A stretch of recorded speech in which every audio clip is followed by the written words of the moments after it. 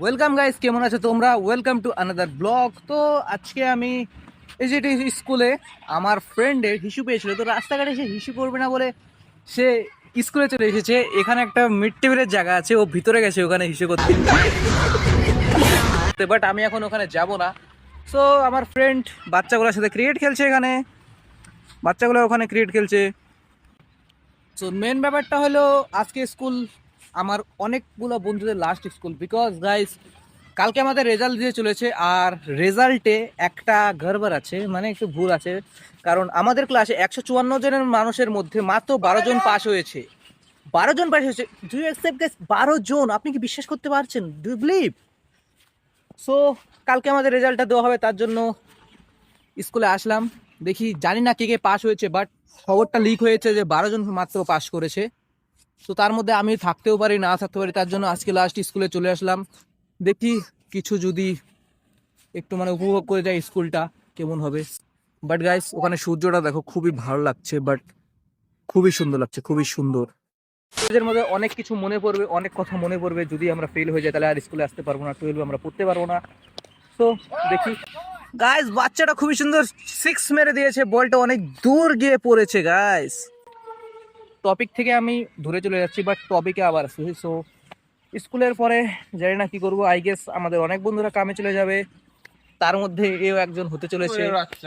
Guys, একটা কথা আমি বিশ্বাস করি না, আমার বন্ধু কয়দিন আগেই নিজে দুটো বেচে, বুঝতে পারছো আমি কিসের কথা বলছি, iPhone 16 কিনেছে গাইস, তাও আবার কিস্তিতে, বেচে দুটো বেচেও কিস্তিতে কিনেছে। দাদা একটু আইফোনটা দেখাবেন, দেখাবেন? এই যে দেখা আইফোন, দেখা আইফোন, দেখা না